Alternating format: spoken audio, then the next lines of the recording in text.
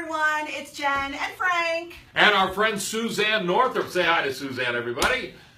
Welcome. Hi, Always guys. good to see you. Thank you. So we're excited to have Suzane in studio. She's promoting her show. She'll be at the Public House on July 25th. Yes. And you can go to your website and get tickets. Yes, and then Mansfield on July 26th, which is right on the borderline of Providence, for you Providence folks. And to give people your website right off the bat so they can get on it and get SuzaneNorthrop.com. Very easy, That's very easy. So we have a volunteer in studio. It happens to be Bob.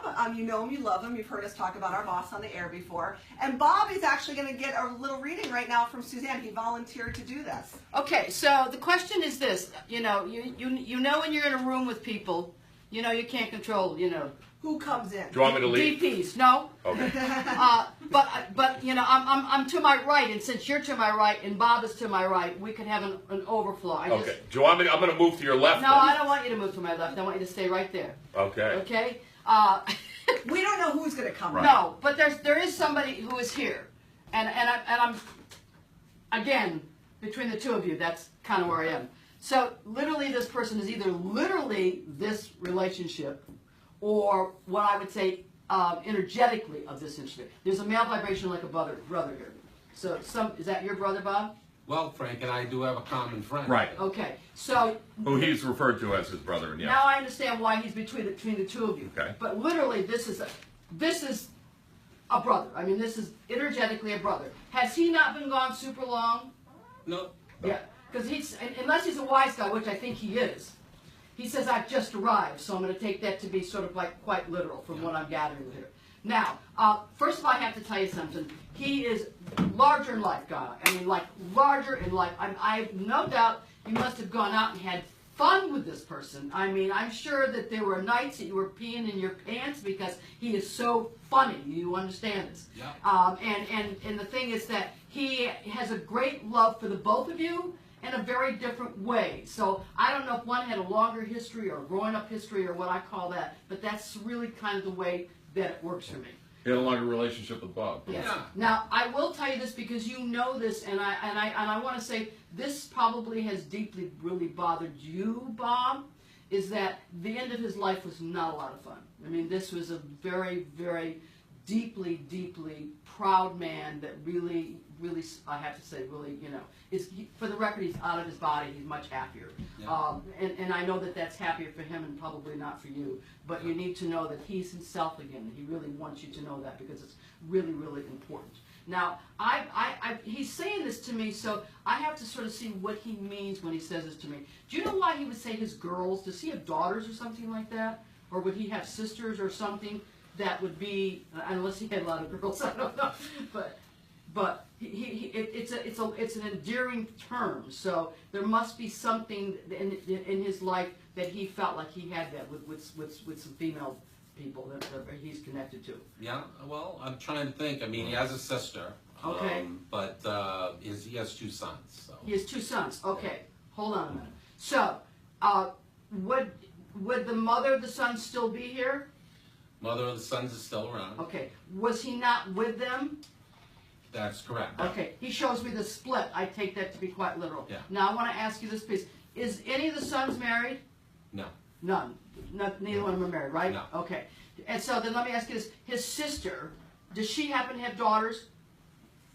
I don't know. I don't know that. Okay. Yeah. He literally is identifying by some younger females, and they feel like what I would call like nieces or daughters or something like that. So I'm going to take that to be literal, that he has some kind of a connection there from what I'm gathering. His mom was also passed. Am I correct on that? That is correct. Because he said she brought me over, so I'm going to take that to be. She's buried with him. Yeah, then so quite literally. Now I don't know if this is her or somebody who's connected to her, but literally there's a Mary or Marie, so it's one of them on that sort of that side. Okay. Now I'm going to gather this is either where you guys went or there was a big deal, but I don't know who like either lived near a lake or a pond or what, because. He lived on a lake. Yeah, so we must have had a lot of parties there. He did. Yeah. Because he said we used to, and this was beside the fact that larger in life, a very generous guy. I mean, like if he had a home and he had places like this, you were all invited to sort of like come. Now I don't know with the mom if on top of this, because sometimes, believe it or not, it's how do I say this? It's not like it's against the law, but it's sort of like against like what you're supposed to do. But there's dead dogs buried around them, so. He liked dogs. Yeah, so there's some dead dogs. And so I don't know because it's one of them died. Yeah. Just before he did. Yeah, because he says I'm with my bud. I mean, Yeah. you know, we're together and hanging out. Now, I don't know if somebody snuck him in the cemetery, because in cemeteries, you know, you're not. It's illegal. I mean, I hope you know that, but Yeah. because humans don't like to sometimes share with with the four-legged beings, but we all know that the four-legged beings are, as far as I'm concerned, that's where it's at. But anyway, so that loss of that dog must have been very intense for him right before. And it's very weird, but I get this quite often. An animal will often take on the illness of a human.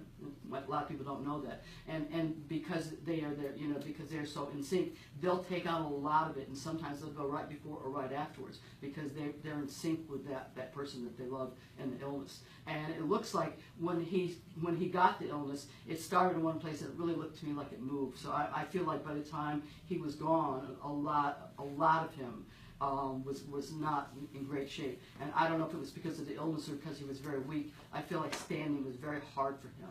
And this is a man, when you opened up the door and walked into the room, just this amazing presence. So the fact that, and this is very true of all, but it's very true of men in particular.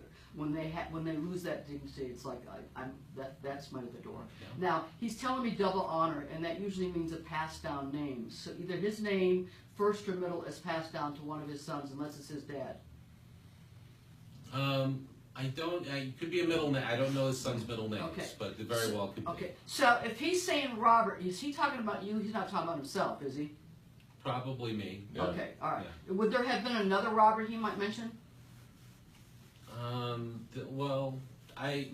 Not a direct person that I'm aware of. His father, they called his father Mo, and his father's alive. So Okay. I don't know the father's. I don't know if Mo's a nickname. All right. So my guessing is there's a link down there, because when they give me honor, it always is a name passed down. So it's either from his dad or it's dad's dad, because I'm feeling like that. Now I don't know if this is connected to his father because he brings it in, or he's back to the lake. But did he fish too?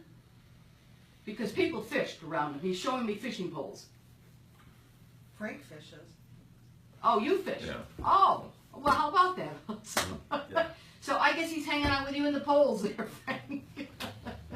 The lake thing is kind of weird because The lake he got, is, yeah, he came over to my house. I mean, I gave him a boat at one point, Yeah. and a jet ski. Mhm. Yeah, so that's the double sort of connection. So he's obviously knows he's hanging out with you. So what they'll do is they'll do different identifications of to let you know. So if he identifies you as the Fisher person, that's he's giving you kind of like, he doesn't want Bob to hold all of you.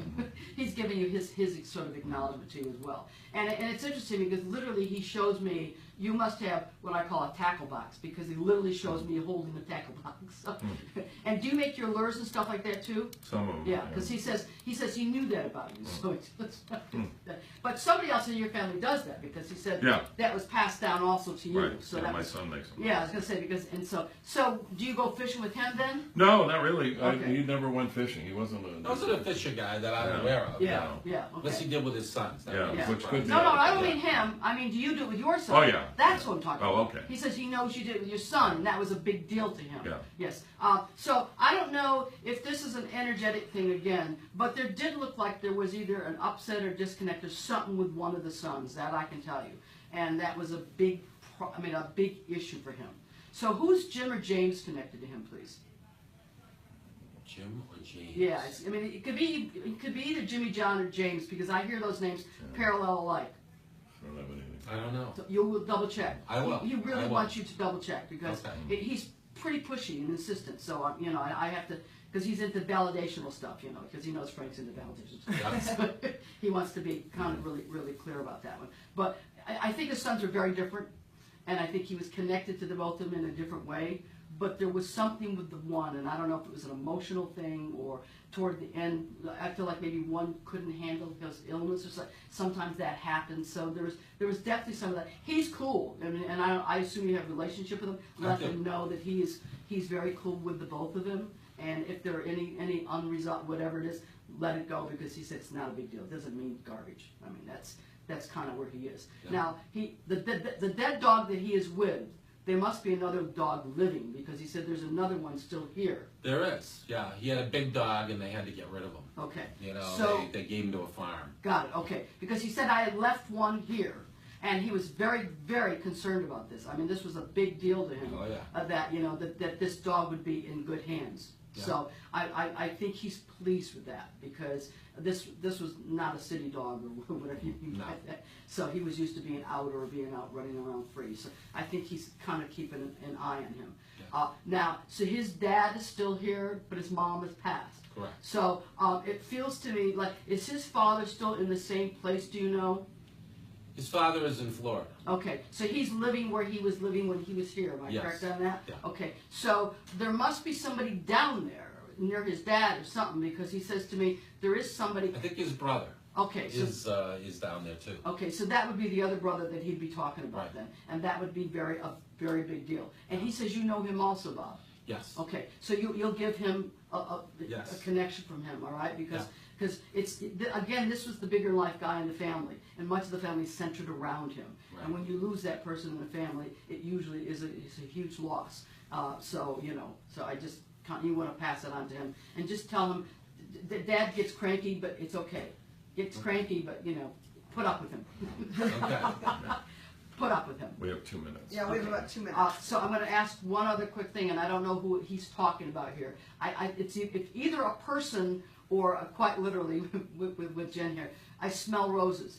So I don't know if somebody was a gardener, or unless there's somebody connected to him by the name of Rose. Oh my God. This is one. Well, it was a rose. Oh, was that his wife? No. No.